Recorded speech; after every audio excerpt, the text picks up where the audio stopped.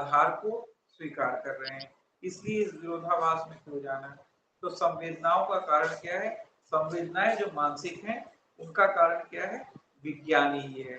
तो इस प्रकार ये विज्ञान को ही एकमात्र तत्व के रूप में स्वीकार करते हैं और अपनी विज्ञप्ति मात्रता सिद्धि की अवधारणा को पुष्ट करते हैं। इसी के अनुरूप इनकी ज्ञान मीमांसीय विवेचना भी है। तो स्पष्ट है कि अगर विज्ञान ही है तो यहाँ पर ज्ञाता, ज्ञेय और ज्ञान, इसमें कोई मौलिक भेद नहीं रह जाता, क्योंकि सब कुछ क्या हो जाता है? विज्ञान ही हो जाता है। इसलिए यह भारतीय दर्शन की एक प्रत्ययवादी ज्ञान मीमांसीय संकल्पना है। प्रत्ययवाद क्या मान रहा होता है? प्रत्यय मान रहा होता है कि जो ज्ञेय यानी ज्ञान का विषय है वह ज्ञाता से स्वतंत्र नहीं है, यही मान रहा होता है ना। और वस्तुवाद क्या मान रहा होता है? कि जो ज्ञेय होता है वह ज्ञाता से स्वतंत्र हो रहा होता है। तो यहाँ पर ज्ञाता, ज्ञान और ज्ञेय, इनमें कोई मौलिक भेद नहीं रह जाता। तो इस प्रकार से स्पष्ट हो जाता है कि जो ज्ञेय विषय है वह ज्ञाता से स्वतंत्र नहीं है, और जो ज्ञाता है वह क्या है? विज्ञान ही तो है, आलय विज्ञान ही तो है। इसी को तो हम लोग पढ़े थे, कृष्ण मनोविज्ञान ही तो है, और क्या है? कुछ नहीं है, सब विज्ञान ही है। ठीक है। तो इस प्रकार जो है अनादि वासना के कारण आलय विज्ञान के रूप में ही, आलय विज्ञान के रूप में ही जो विभिन्न प्रकार की वासनाएं होती हैं, यह वासनाएं ही बाह्य विज्ञानों के रूप में, बाह्य वस्तुओं के रूप में हमें क्या हो रही होती हैं? अनुभूत हो रही होती है। वस्तुतः जो बाह्य वस्तु है, जगत है, वह क्या है? नितांत असत है, परिकल्पित है। इसके रूप में हम लोग ने यह देखा था। तो विज्ञानवाद क्या है? एक प्रकार से भारतीय दर्शन की एक प्रत्ययवादी संकल्पना है, प्रत्ययवादी अभिव्यक्ति। ठीक है। तो ये हम लोग ने स्पष्ट किया था। इसी प्रकार एक ज्ञान मीमांसी पक्ष और है विज्ञानवादियों का, जिसको हम लोग ने विज्ञप्ति मात्रता सिद्धि में देखा था। कि वो ये दिखा रहे थे कि विज्ञप्ति मात्रता सिद्धि में हम क्या देख रहे थे? बाह्य विषयों का खंडन ही तो कर रहे थे। वसुबंधु विज्ञप्ति मात्रता सिद्धि में बाह्य विषयों का खंडन ही कर रहे थे। तो एक प्रकार से प्रत्ययवाद की ही स्थापना कर रहे थे। तो बाह्य विषयों के खंडन में एक सिद्धांत की भी विवेचना हम लोग ने देखी थी, जिसको हम लोग सहोपलम नियम कहते हैं। सहोपलम नियम, जिसमें हम लोग कहते हैं कि नीला रंग और नीले रंग का विज्ञान, दोनों का बोध एक साथ होता है, इसलिए दोनों में कोई भेद नहीं। ठीक है। और आक्षेप किया जाता है वस्तुवादियों के द्वारा कि एक प्रकार की ज्ञान मीमांसी अवधारणा, इसके आधार पर तत्व मीमांसी अवधारणा या तत्व मीमांसी संकल्पना को निकालना उचित नहीं होगा। यह ठीक है कि नीला रंग और नीले रंग का विज्ञान दोनों का बोध एक साथ होता है, लेकिन इसका मतलब यह नहीं है हम निकाल सकते कि दोनों एक ही है। हम लोग ने स्पष्ट किया था कि किस प्रकार वसुबंधु भ्रम संबंधी विवेचना के आधार पर वस्तुवादियों की इस आक्षेप का प्रत्युत्तर देते हैं और कहते हैं कि जिस प्रकार भ्रम में हम देखते हैं कि किसी सर्प को हम लोग रज्जु में देख रहे होते हैं, तो यहाँ पर जो सर्पाकार जो विज्ञान है और जो सर्प है, इन दोनों का बोध हमें एक साथ हो रहा होता है, और जब भ्रम समाप्त होता है तो एक साथ ही दोनों की निवृत्ति हो जाती है।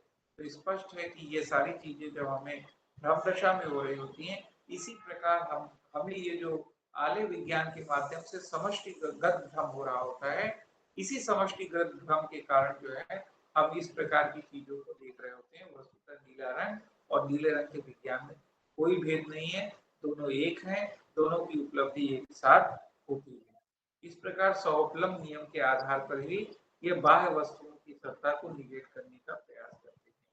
तो यह भी एक इनकी ज्ञान मीमांसी अवधारणा थी, जिस पर यह स्पष्ट करने का प्रयास किया गया कि ज्ञान और ज्ञान के विषय में जो भेद है, अगर हम इसको स्वीकार कर लें, तो एक प्रकार से सहोपलम नियम यह कहता है कि यदि ज्ञान और ज्ञान के विषय जैसा वस्तुवादी मानकर चल रहे होते हैं, अगर हम इन दोनों के बीच में अगर किसी भेद को स्वीकार कर लें, तो किसी भी प्रकार का ज्ञान ही, किसी भी प्रकार की उपलब्धि ही संभव नहीं हो पाएगी।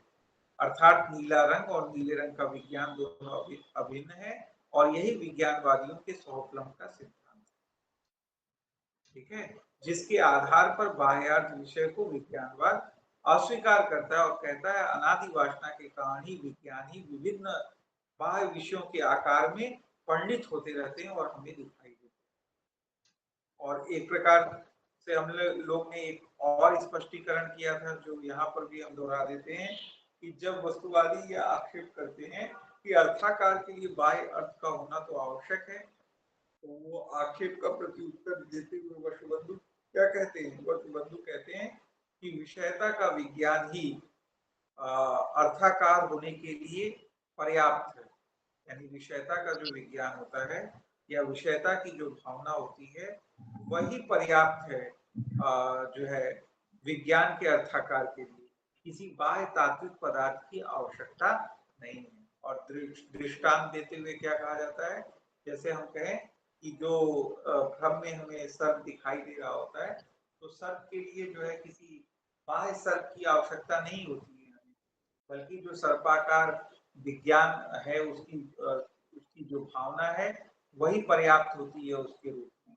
और अगर हम यह कहें कि नहीं, सर्पाकार के लिए रज्जु का अवलंबन तो आवश्यक होता है, तो यहाँ पर भी वो तर्क देते हुए कहते हैं कि रज्जु भी वस्तुतः क्या है? आलय विज्ञान का ही तो आकार है। तो इस प्रकार वस्तुतः हम विवेचना करें तो हम देखते हैं विषयता के विज्ञान के अतिरिक्त और किसी चीज की आवश्यकता नहीं होती है अर्थाकार के लिए।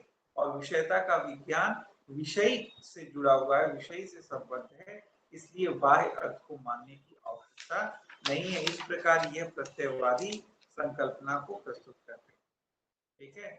और फिर एक विवेचना हम लोग ने देखा ही था कि किस प्रकार बाह्य अर्थों को स्वीकार करने के लिए देश नियम, काल नियम, संतान नियम, प्रतिक्रिया आदि की विवेचना करते हैं। और विज्ञानवादी उस आक्षेप का उत्तर जो है वसुबंधु बहुत डिटेल में जाकर करते हैं और मुख्यतः स्वप्न आधारित तर्कों के आधार पर यह बाह्य अर्थों की सत्ता को अस्वीकार करते हैं। वो कहते हैं कि जगत क्या है? आलय विज्ञान का समष्टिगत भ्रम है, और जो व्यक्तिगत भ्रम होता है वह क्या है? क्लिष्ट मनोविज्ञान का भ्रम है। तो इस प्रकार से व्यक्तिगत भ्रम है। इस प्रकार से ये कहते हैं कि दोनों में कोई गुणात्मक भेद नहीं है, दोनों ही भ्रम है। हाई इंटेंसिटी के दृष्टिकोण से हम कह सकते हैं कि जो आलय विज्ञान है वो ज्यादा तीक्ष्ण होता है, और जो क्लिष्ट मनोविज्ञान है वो ज्यादा तीक्ष्णता उसमें कम होती है और अस्पष्टता ज्यादा होती है। और कोई अंतर नहीं है दोनों में, केवल हम कह सकते हैं परिमाणात्मक अंतर है, कोई गुणात्मक अंतर नहीं है। इसलिए जगत को यह एक समष्टिगत भ्रम के रूप में, नितांत असत के रूप में स्वीकार कर रहे होते हैं। इसकी विवेचना विस्तार पूर्वक हम लोग कर चुके हैं। तो अब आप लोग को यह पक्ष भी समझ में आ गया होगा, इसमें आपको कोई दिक्कत नहीं है। ठीक है। तो हम काफी तेज बोल रहे हैं क्योंकि यह अवधारणाएं एक तरह से हमें कंठस्थ हैं, इस पे हमारा शोध है, रिसर्च है। तो ये सारी चीजें हमारे मन में ऐसी पड़ी हुई हैं, इसलिए बहुत तेजी में हम सारी चीजों को बोल दे रहे हैं आप लोग को। तो आप लोग को लग रहा है बहुत तेज है, तो रिकॉर्डिंग को स्लो करके सुन लीजिएगा। और किताबों को आप जाके देखिएगा, तो किताबों में भी एज इट इज सारी चीजें दी हुई। अभी एक लास्ट स्कूल बचा है जो कि शून्यवादियों का है। उसमें हम लोग ने जैसा स्पष्टीकरण किया था कि जो शून्यवादी हैं वह भारतीय दर्शन के संदेहवादी वर्ग का प्रतिनिधित्व करते हैं। यानी एक प्रकार से ये डायलेक्ट्रिक के माध्यम से ज्ञान की संभावना पर ही संदेह करते हैं। तो शून्यवादी जो है ज्ञान की संभावना पर ही संदेह करते हैं। विज्ञानवादी क्या है? ज्ञान मीमांसी दृष्टिकोण से प्रत्ययवादी हैं। ज्ञाता, ज्ञान और ज्ञेय तीनों में कोई मौलिक बोध भेद नहीं स्वीकार करते, सब कुछ विज्ञान है ऐसा स्वीकार कर रहे होते हैं। जो स्वतांत्रिक हैं वह जो है, जो वैभाषिक हैं, सर्वास्तिवाद हैं, वह जो है वस्तुवादी दर्शन है। ज्ञाता ज्ञेय की स्वतंत्र सत्ता को स्वीकार कर रहा होता है। वह प्रत्यक्षवाद को मानता है। जो स्वतांत्रिक है वह भी बहुतत्ववादी है, ज्ञाता ज्ञेय की स्वतंत्र सत्ता को स्वीकार कर रहे होते हैं। ज्ञान मीमांसी दृष्टिकोण से वस्तुवादी होते हैं, और जो है वह अनुमेयवाद को स्वीकार कर रहे होते हैं। लेकिन जो शून्यवादी हैं इनका यह स्कूल है, यह संशयवादी संकल्पना है भारतीय दर्शन की, और यह अपने द्वंद्वात्मक तर्कों के माध्यम से किसी भी प्रकार के ज्ञान की संभावना पर ही संदेह करते हैं कि कोई किसी भी प्रकार का ज्ञान संभव नहीं है। और यह इसलिए कर रहे होते हैं वस्तुतः, जिसकी विवेचना करके हम आपको बता रहे हैं कि वस्तुतः यह इसलिए कर रहे होते हैं क्योंकि वो कहते हैं कि यह जिस हम ज्ञान की संकल्पना कर रहे हैं, जो ये जो सांवृतिक स्तर यानी सांवृत्तिक का अभिप्राय हमने बताया था ढकने वाला। तो ये जो सांवृत्तिक या व्यवहारिक स्तर पे जो हमें बोध हो रहा होता है, ज्ञान हो रहा होता है, यह ज्ञान जो है परम तत्व को जानने में किसी भी दृष्टिकोण से सहायक नहीं। इसलिए ज्ञान इनके लिए वही है जो हमें कहाँ तक पहुंचा सके, अल्टीमेट रियलिटी तक पहुंचा सके, और किसी चीज को वो मानेंगे ही नहीं ज्ञान के रूप। और जिसे हम लोग सामान्य साधारण विवेचना में ज्ञान कह रहे होते हैं, वह उसको एक विरोधाभासी संकल्पना कहते हैं अपने डायलैक्ट्रिक के माध्यम से, और कहते हैं कि इस रूप में जिसे हम ज्ञान डिफाइन कर रहे हैं, वह ज्ञान तो जो है संभव ही नहीं, और अनेक प्रकार के तर्क प्रस्तुत करते हैं। उस तर्कों की विवेचना करके हम इस पर प्रकाश डालने की कोशिश करते हैं आपके समक्ष। जैसे ज्ञान की संभावना पर संदेह का एक संदर्भ प्रस्तुत करते हुए कहते हैं कि जब हमें किसी चीज का ज्ञान या बोध होता है, तो स्पष्ट हो रहा होता है वहां पर, इसका मतलब है कि हमें उसका पहले से क्या है, हमें उसका पहले से ज्ञान नहीं है, यही है ना। तभी हम कहते हैं कि हमें ज्ञान हुआ। तो इसका मतलब है कि ज्ञान से पूर्व उसका क्या था, अज्ञान था। तो यहाँ ये डायलैक्ट्रिक पैदा करते हैं कि यदि हमें किसी चीज का ज्ञान हो रहा है, तो इसका मतलब है कि हमें पहले उसका ज्ञान था, उसका ज्ञान हो रहा है। यानी किसी भी चीज के ज्ञान के लिए ज्ञान और अज्ञान में पारस्परिक संपर्क होना आवश्यक है। अब ये यहाँ डायलैक्ट्रिक पैदा करते हैं। वो कहते हैं कि ज्ञान और अज्ञान दोनों प्रकाश और अंधकार के समान एक दूसरे क्या है, विरोधी हैं। एक दूसरे से क्या है, विरोधी हैं, विपरीत हैं। तो एक साथ जो है ज्ञान और अज्ञान चूंकि विरोधी हैं, इनका पारस्परिक संपर्क स्वीकार नहीं किया जा सकता। अगर इनका पारस्परिक संपर्क स्वीकार नहीं किया जा सकता, तो किसी भी प्रकार की ज्ञान की संभावना ही नहीं पैदा होगी, उत्पन्न हो सकती। तो इस प्रकार जो हम साधारण सांस्कृतिक स्तर पर जिसे ज्ञान कह रहे हैं, वह डायलैक्ट्रिक विरोधाभासी संकल्पनाओं से ग्रसित होता है, और किसी भी प्रकार के ज्ञान की संभावना को वो निगेट कर रहे हैं। तो इस डायलैक्ट्रिक को वो प्रस्तुत करते हैं अपनी विवेचना के माध्यम से। ठीक है। फिर वो अनेक प्रकार के प्रश्नों को भी उठाते हैं और विवेचनाओं को और थोड़ा जटिल करते हैं। और हमें लगता है कि उतनी जटिलता की आवश्यकता नहीं है, सिर्फ जितना आपको ये अभी बता दिया गया स्टार्टिंग में कि ज्ञान और अज्ञान के पारस्परिक संपर्क को आवश्यक मानते हैं किसी भी ज्ञान के संदर्भ में। और चूंकि ज्ञान और अज्ञान दोनों एक दूसरे के क्या है, विपरीत हैं, एक दूसरे के विरोधी हैं, तो इसलिए इन दोनों का संपर्क मानना एक विरोधाभासी संकल्पना होगी। इसलिए वो कहते हैं कि किसी भी प्रकार का ज्ञान हमारे लिए संभव नहीं है।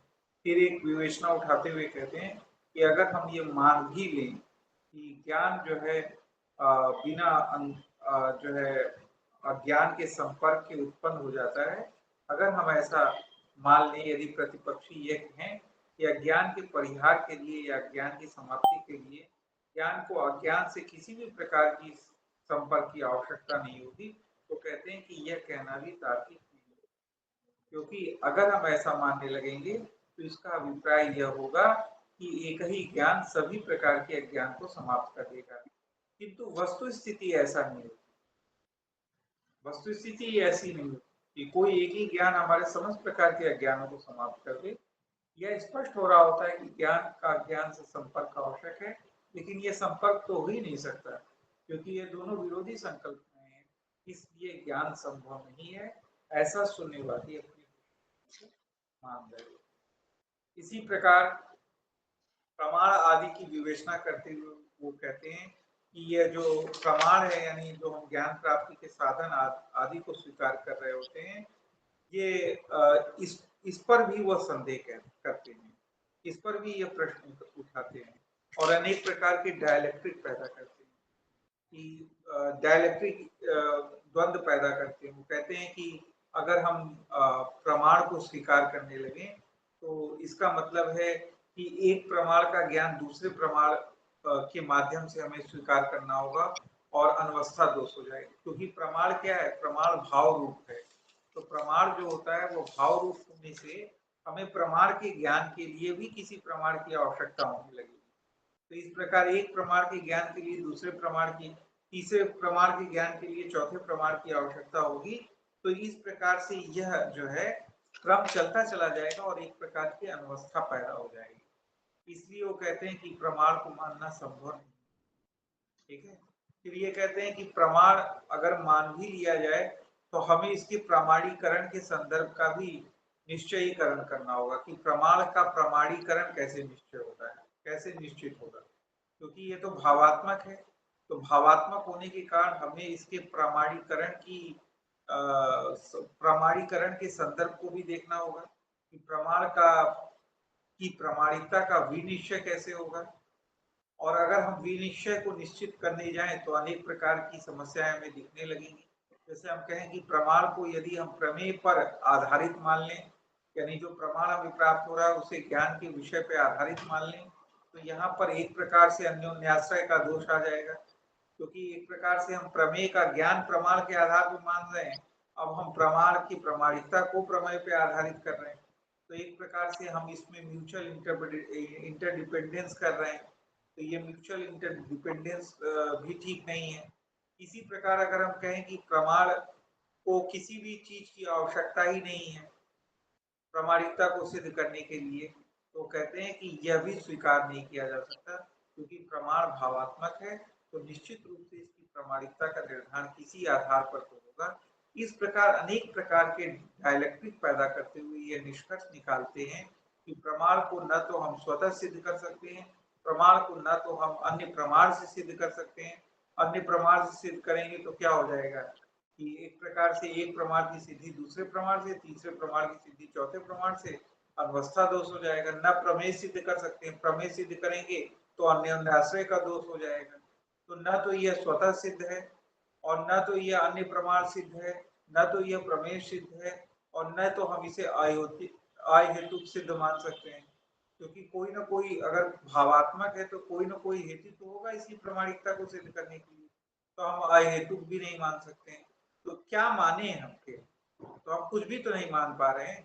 तो इस प्रकार से वो कहते हैं कि प्रमाण की संभावना भी संभव नहीं है। तो इस प्रकार न तो ज्ञान संभव है और न ज्ञान प्राप्ति के साधन के रूप में जिस प्रमाण की विवेचना हम कर रहे होते हैं वह भी अनेक प्रकार के विरोधाभासों से ग्रसित होती है, तो वह भी संभव नहीं है। ऐसा यह वह क्यों कर रहे होते हैं, तो उसी को हम स्पष्ट कर चुके हैं और पुनः दोहरा दे रहे हैं कि शून्यवादियों का मानना था कि जो भी व्यवहारिक ज्ञान है वह एक प्रकार से क्या है, संवृत्ति है, आभासित ज्ञान है हमारे लिए, और जो संवृत्ति है वो बुद्धि विकल्पों द्वारा कार्य करती है और स्वरूपता क्या होती है, मिथ्या होती है। और जो मूल तत्व है, जो परम तत्व है, निर्माण है, वह प्रमाण, प्रमेय और प्रमा की जो त्रिपुटी है उनसे क्या है, अतीत है। उन त्रिपुटी के माध्यम से हम कभी भी मूल तत्व को नहीं जान सकते, क्योंकि वो तत्व जो है सविकल्पक बुद्धि से नितांत परे है, निर्विकल्पक है, स्वानुभूति गम्य है, और बुद्धि विकल्पों के द्वारा से प्राप्त नहीं किया जा सकता, वह अप्राप्य है। ठीक है, और जब निर्वाण की अवस्था प्राप्त होती है तो समस्त प्रकार के हमारे ये जो प्रपंच है, जो हम देख रहे होते हैं, जो तमाम प्रकार के द्वंद्व हैं, वह सभी समाप्त हो जाते हैं। तो इससे स्पष्ट होता है, अगर विश्लेषण करें तो हम देख रहे होते हैं कि समस्त व्यवहारिक ज्ञान जो है प्रतीति मात्र के रूप में व्याख्यायित है, और चूंकि यह जो व्यवहारिक सानुभूति ज्ञान है यह परम तत्व के बोध के लिए जो है हमारे लिए सहायक नहीं होता है, इसलिए यह किसी भी प्रकार के ज्ञान में डायलेक्ट्रिक के माध्यम से विरोधाभासों को देखते हैं और इसे संभाव्य प्रातीतिक इसी रूप में मान रहे होते हैं, व्यवहारिक दृष्टिकोण से ही इसको स्वीकार कर रहे होते हैं और व्यवहारतः इसे मिथ्या मानते हैं। ठीक है, इस प्रकार से ये सारी विवेचना करते हैं ज्ञान के स्वरूप के संदर्भ में। तो आपने देखा होगा कि इतनी डिटेल में कभी भी आपने ज्ञान मीमांसी पक्ष में ज्ञान के स्वरूप के संदर्भ में बौद्धिज्म के अलग अलग स्कूल्स को कभी नहीं देखा होगा। तो प्रथम बार आप लोग ने ये सारी चीजें बहुत डिटेल में स्पष्टीकरण में आप लोगों ने देख ली और आपने सुन लिया कि अलग अलग पक्ष किस रूप में मान रहे होते हैं ज्ञान के स्वरूप के संदर्भ में, और उनकी ज्ञान मीमांसी अवस्थिति क्या होगी। तो ये डिटेलिंग पढ़ने के बाद अब हम लोग कल जो है ज्ञान के प्रमारूप ज्ञान के लक्षण देख लेंगे, इन्होंने क्या निर्धारित किया है, और अप्रमारूप ज्ञान के लक्षण को क्या निर्धारित करके कितना विभेद किया है। प्रमारूप ज्ञान को तो दो ही मान रहे होते हैं, प्रत्यक्ष और अनुमान। इन दोनों की विवेचना हम लोग साथ ही साथ कर देंगे।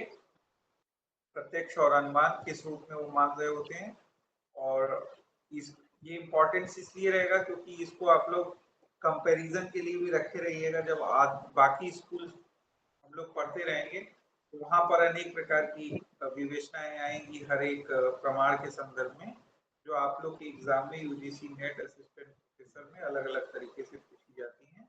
तो उसको ध्यान रखिएगा। कल ये देख के और प्रमाण के लक्षणों को हम लोग देखेंगे, और फिर कोशिश करेंगे कि 2-3 क्लास तो देखिए ज्ञान मीमांसा पक्ष में लगेंगी, काफी लेंदी है और ये जटिल भी है।